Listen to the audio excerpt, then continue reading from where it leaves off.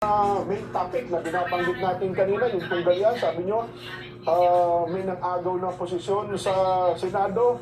Teka lang, anong palang latest ngayon, Sen? Kasi kahapon nagkaroon po ng pagdinig eh. Ang ating mga kababayan, at pati sa social media, ang debate, sino ba talaga ang legal na namumuno ngayon sa mataas na kapulungan ng Kongreso, Sen?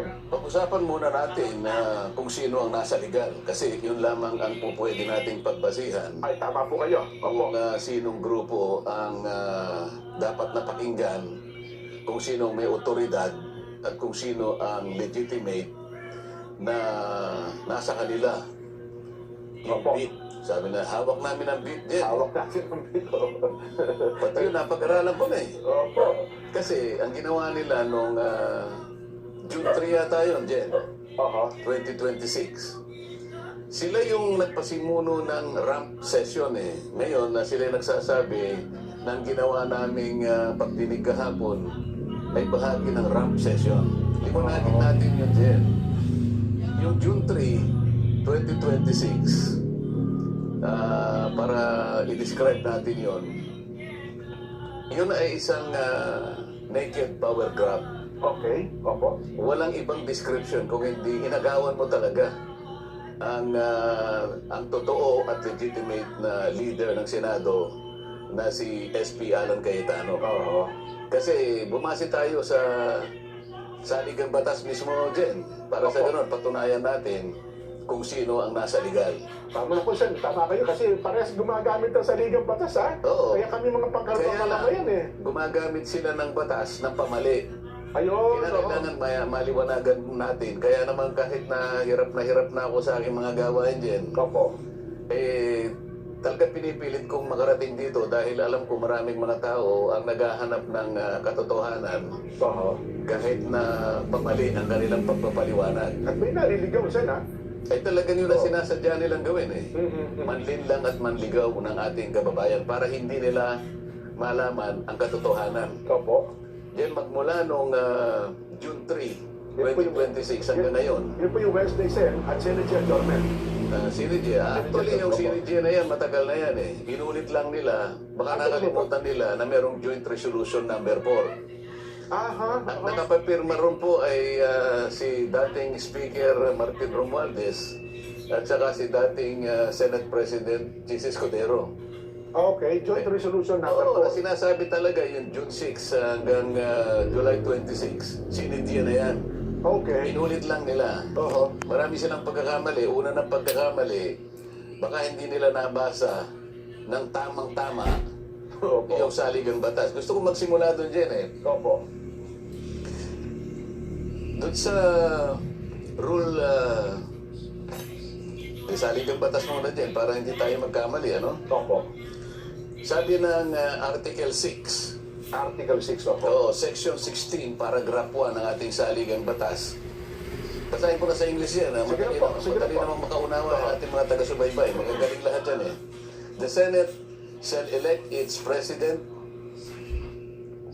and the House of Representatives its speaker by a majority vote of all its respective members.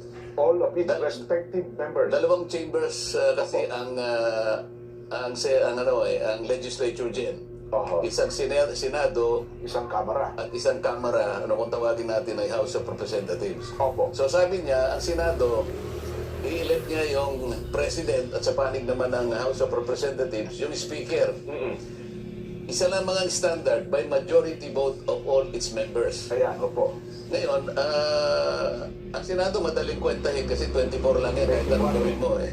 Ang House of Representatives, depende kasi kung ilan ang na-create na distrito.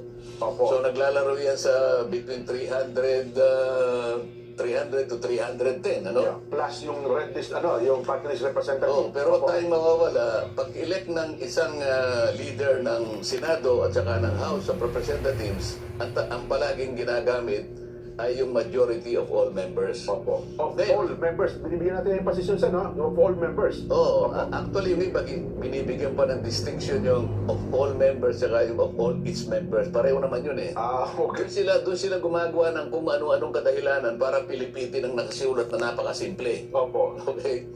majority vote of all its members. Okay. Dito, respective, kasi either House ka or Oo. Senate. So, punta natin ang Senado, 24 ang members. Mhm. Walang pagtatalo ron. Yes po. Tama. So, ang majority ng 24, ang pag-compute ng majority is 50% plus 1. Yes po. Sa mga tuwing, ang kalahati ay 12 plus 1, 13. 13. Oo. Palagay ko doon ay hindi pagsisimulan ng debate yun eh.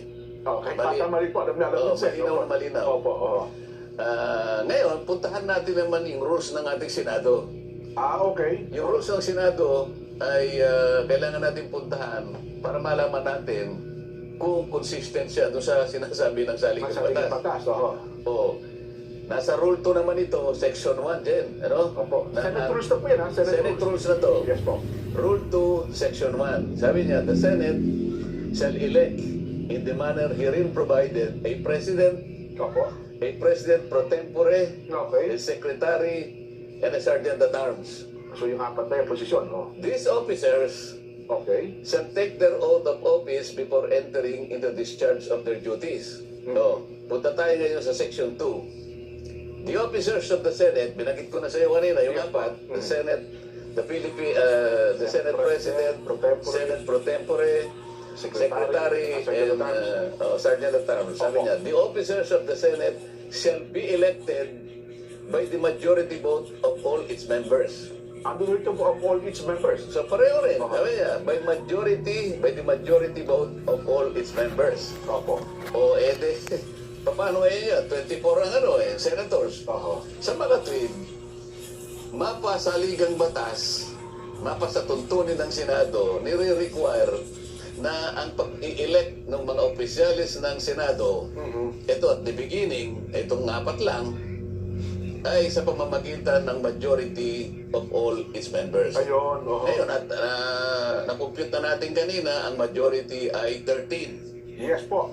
Kung sa Senado pag-usap. Sa Senado. tama kayo. Ngayon, ang sinasabi nila ngayon, dahil 12 lang sila dyan eh. 12 lang sila nung sila'y gumawa ng mga actions na nag-elect sila ng Senate Pro Tempore, Opo. Noong June 3 ho yan. Naganap. Opo. President Pro Tempore, Opo. pagkatapos nag-elect sila ng acting Senate President, Oho. nag-elect sila ng Sergeant at Arms, at nag-elect sila ng Secretary. Ngayon, dahil 12 lang sila, nangangatwiran sila dyan at ginagamit nila yung isang jurisprudence. Ito ay yung Abilino versus Cuenco. Ayan, Right. opo. Oho. Akalain mong itong jurisprudence na ito dyan, 1949 pa. So 1949, under 1935 Constitution po ito. Oo, 1949. Opo. Alam na alam ko dyan, 1-year-old ka pa lang nun. Abi, Jun mo, naglalakad-lakad ng po ako. Ginamit kasi doon dyan na ang quorum o yung nananatiling parang majority Opo. na mag-i-establish ng quorum, 12 lang. Aha.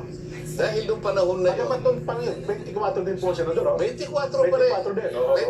1949 hanggang ngayon, 24 pa rin. Opo. Kasi sa 1935 Constitution, 1973 Constitution, hanggang 1987 Constitution, nananatiling 24 bilang na sila doon natin. Yes po. Ngayon, noong panahon nila, itong Abilino versus Cuenco, yung isa sa kanila ay nasa ibang bansa. Aha. Kaya, ang total na bilang na pagkukunan mo ng majority ay 23 lang. Opo. Sa mga tweet, sa 23, ang magiging quorum mo dyan ay ilan? 12. 12, pwede na. Opo, Kasi oo. 23 divided by 2, alam mo na, Opo. di ba? Oho. Sa mga tweet, tama lang, dahil sinabi ng Korte Suprema na tama yung ginawa nila dahil yung isa sa kanila ay wala sa jurisdiction ng Pilipinas. Aha. Okay? Opo. Ngayon, hindi nila ngayon, ginagamit nila ngayon yun. Oo. Sabi namin, mali yun. So bukod doon, may ginamit din sila na isang session na noon ay pinangunahan ni Senator Drilon. Opo. Noong panahon naman na sila ay nakapag-establish ng quorum na 12, 2015 nata yan, sir, no? 2015 yan tayo. Opo. Oo. Pero nasa record, 4 naman na senador ang nasa ibang bansa. Aha. Sa mga okay. twin, Oh. 24 minus 4, Jen, Opo. ilan yon? Depende. O ano yung majority o ano yung quorum Oo. ng 20? 11. 11. Eh, may 12. Di sila lalong maganda. Sobra, opo. Oo. Anong ibig sabihin nun? Ginamit ni Franklin Drilon Hmm. yung jurisprudence ng Abilino Cuenco. Yun ang kauna-unahang application nung kaso ng Abilino versus Cuenco. 2015, 19. Kabisado niya yun dahil abogado siya. Yes po. Diba? Mhm. Tama naman yun. Dahil ang doktrina na establish, kapag ka ang isang senador ay wala sa Pilipinas, Ayun, oo. siya ay outside the coercive jurisdiction of the Senate. Ayun pala. Maalala mo, sa rules ng Senate yan, para lang magkaroon ng quorum, pwedeng pa-aresto yung senador eh. Oo. Para lang magka-quorum. Oo. Kaya coercive yun eh. Pag inaresto ka, coercive yun eh. Yes, oo. Halimbawa, kung talagang pinipilit mo lang na talaga na ayaw mo, Talaga ng quorum. ayaw mo dumaloy, nandun ka naman. Oo. Pwede kang i-arestuhin ng Sergeant of Arms sa pamagitan ng order ng Senate President para lang magkaroon ng quorum. Nasa rules namin yun eh. Okay, oo. Ngayon, kung apat yung wala sa Pilipinas, paano gagawin mo? Ako nasa abroad eh. Di ba? Opo, oo. O walang coercive power ang Senate para iharap sila nung panahon na yon. Oo. So, panahon ni Franklin Drilon, apat yung absent. Pwede ba natin ipasinag yun para makita natin? Sige nga po. Direct, baka may pasinag natin. Ayan, makikita mo yung roll call dyan, ano? Opo. Sige, paano nyo para makita natin yung mga... 2015. Sa bandang ibaba niyan, makikita natin, merong minota kasi dyan eh. With 12 senators present, the chair declared the presence of quorum. Yan. Oo, ayan, oh. Senators Angara, Binay, De La Rosa, Drilon, Ontiveros, Marcos, Pangilinan, Pimentel, etc. Okay. Next, Senator De Lima was unable to attend the session as she was under detention. Anong year ba yan? Ano bang year yan? 2015 po ba yan? Hindi, tignan natin kung anong date. Baka hindi yan. Mamaya na natin i-discuss yan. Ang Okay. gusto kong maipakita, yung una, kasi iba yung pinadala niya. Yan, yung isa muna, yung nauna. Dalawa yung binigay ko sa'yo eh. Oo. Direct. Yung una. Sige, habang ano ba ang punto doon, Sen? Habang inire-ready po doon sa akin. Kasi doon nakalagay, Editor. nakalagay doon sa unang binigay ko kay Direk, Opo. na apat talaga Ang wala sa ang Pilipinas. wala sa Pilipinas. Oo. Kaya nga, yung 12 na attendance, sapat na yun para mag-constitute ng quorum. Lagpas sa quorum. Ngayon, balikan natin yung ginawa nila noong June 3, 2026. Kamakailan lang yun. Ilang Last araw Wednesday lang po yun. yan. Opo, oo. Last Wednesday, di ba? Yes po. Oo. Ilan ba kami na senador dyan? 24 po. 24. Oo. Hindi naman po pwedeng sabihin nila dahil si Senator Bato ay nagtatago, Hmm. ay nawala na siya sa 24. Senador pa rin po siya. Hindi rin naman totoo dahil sa nakakulong ngayon si Senator Jinggoy, Oo. bigla na lang siyang hindi senador. Senador pa rin po Sa siya. mga tweet, yung bilang nananatili na 24. Yes po. Tama? O ngayon, ano ngayon ang quorum ng 24? Eh di 13. 13. 13. Oo. Oo. Ang buong akala nila, nung sumama sa kanila si Senator Cheese, Opo. Naubatid doon sa session. dalawa ang bilang ni Senator Cheese. Na kunwari invisible yung isa, Opo. pero nananatiling 12 lang. Oo. Ngayon, Jen, ang sinasabi ng saligan batas kasi, Jen, makakapag-transact ka lang ng trabaho mo. Opo. Bilang senador. The Senate can transact business or do business Okay. kung majority. Di ba? Opo. Ngayon, 12 lang yun din eh. Paano ka ngayon makakapag-transact ng business ng Senado kung wala yung required na mandatory na 13? Oo. Okay. Nag-elect sila ng Senate Senate President pro tempore. 12 lang sila din. Illegal yun. Kasi ang kailangan mo talaga ay 13. Oo. Pagkatapos, ang sabi nila, acting president, si Senator Gatchalian. Oo. Eh, paano mo ngayon i-legitimize yung, magiging legitimize yung pagkakahiran niya na Senate President?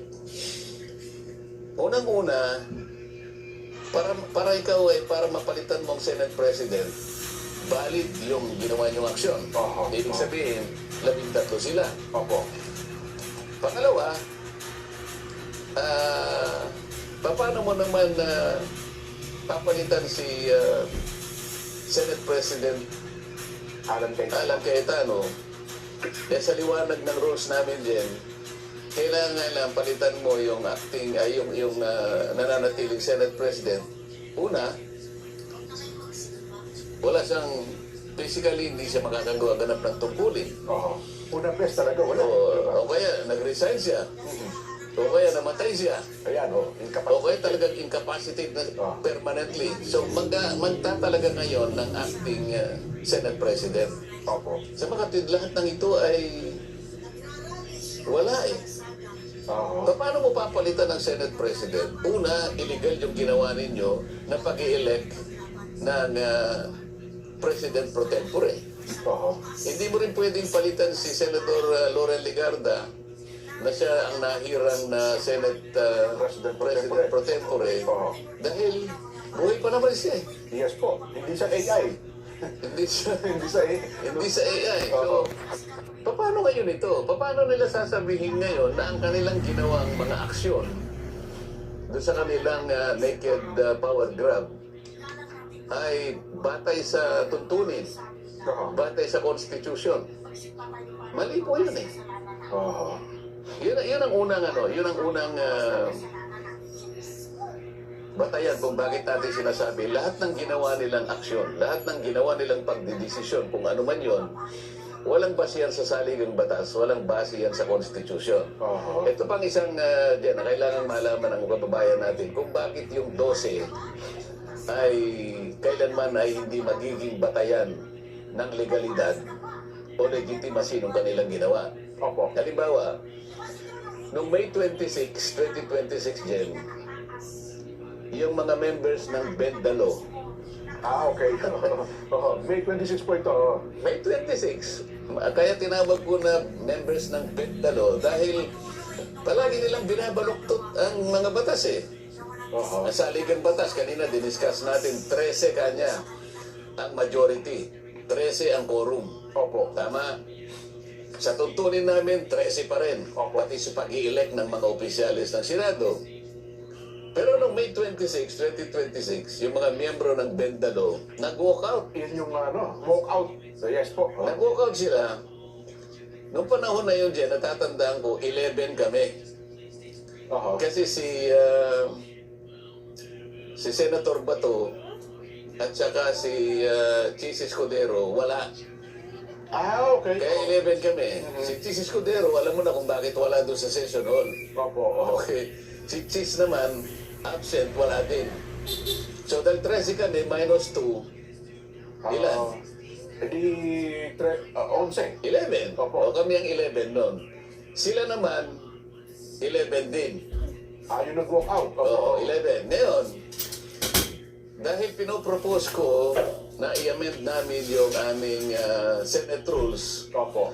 magdadagdag ako ng isa pang paragraph sa Section 41 ng aming tuntunin din para sana mapayagan ang isang senador sa isang kailangan na pagkakataon na makapag-participate siya o makaboto sa aming mga pinag-uusapan kahit virtual o online sa Yes. pagitan ng teleconferencing o kaya ay video conferencing Yes po. o Oo. ilan mang akmang gamit para sa ganon ay makasama siya sa araw na yon. Ano? Yes po.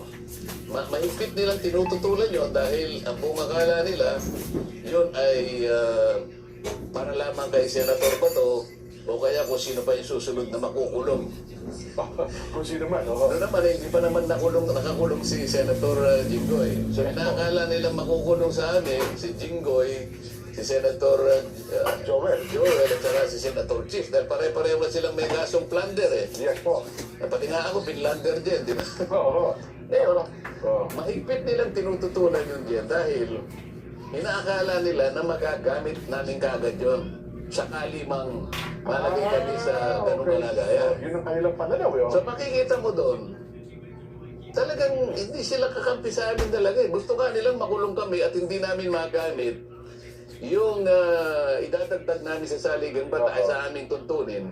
Para sa ganun, di kami talaga makapag-participate. So, naman pagdinig. Samantalang wala naman kami nilagay. Sabi ko sa amendment, kahit sino sa amin ang malagay sa isang mahigpit na pangangailangan o consequence na hindi pwedeng makarating physically, kahit sino man, halimbawa, isa sa kanila nagkasakit, nasa ospital, o kaya biglang nagkaroon ng travel na hindi makakauwi ng gano'n sapagkat na-cancel ang mga flight, sila naman makakagamit ito. Kaya lang, ang nakikita nila kagad, kami ang unang makakagamit nung mismong amyenda na ini-introduce ko. Yun nga sinabi nyo sa senador. Kaya sa motion ni SP Alan, sabi niya, pwede ba nating pag-usapan ngayon? Kung nga kami nagtalo, hindi dito kanya Constitution Committee. Sabi niya gano'n. Sa bakit, mas mabuting kanyang mag-walk out na lang tayo kung hindi natin maayos ito. Nag-walk out nga yung 10. Merong natira sa kanila, di ba? Opo, yung kanilang minority leader. At kinwestiyon yung quorum. So 11 kami, plus si Senator Tito Soto, 12 kami.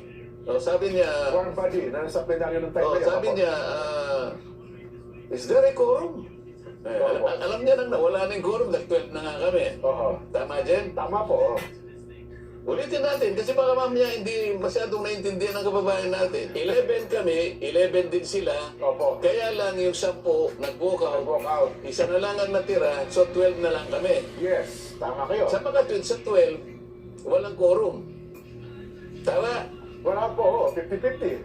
Okay, wala na. Dapat ang quorum kasi 13. Tandaan mo din ha, baka pati ikaw nawawala. Kaya ako sinasabi ito, nung 12 na lang kami, sinong nag-question ng quorum?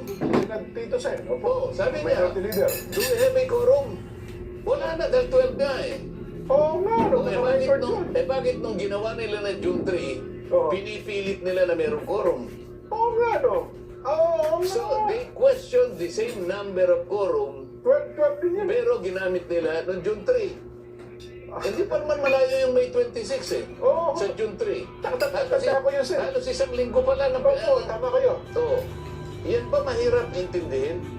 Nung kami 12 na lang, tumayo ang Tito Sen, sabi niya, Kinwestiyon yung kaya may quorum. So napilitan kaming mga John dahil wala ng quorum eh. Bakit nung gumawa sila ng ganito, 12 lang sila, Noong Miyerkules, kung ano-ano, kung mga natwira ng ginagawa, Quezio, Abilino versus Cuenco, hindi po ninyo magagamit yun eh. Ngayon siguro, naisip mo na dyan, ano? Ngayon ko lang na-realize. Kailangan maipaliwanag nating mabuti ito eh.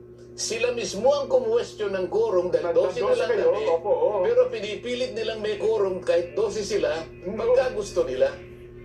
Pagka yung ayaw nila, wala kaming quorum. Pagka yung gusto nila, palaging may quorum. Yan po, napakadali lang intindihin niya. Mukhang double standard nga yun sa mali nga yun. Di ba? Ang quorum palaging 13. Tama. Mga kababayan, mangyayari lang 12 kung halimbawa yung isa sa amin, nasa ibang bansa po. Tandaan po nyo, yun po yung doktrina na na-establish po sa Abilino versus Cuenco. At yan po ay ginamit panahon ni Franklin Drilon dahil 4 po yung wala, 20 na lang po yung basis po ng computation ng quorum o ng majority, kaya yung 12 po pwede na. Pero sa panig po namin ngayon, wala pong umaalis ng bansa. 24 po kami, kaya nanatili, 13 po talaga yun. Madali pong intindihin ito. Sila lang po ang pinipilit na umintindi ng pamali kapag sinabi mong wala po kasi kayong legal background. Nagagalit po silang lahat. Nasasaktan ng damdamin eh. Ad hominem daw yun sa'yo. Ito hindi na po legal background ang pinag-uusapan eh. Sabi nga ni Ping, it's the rules, stupid.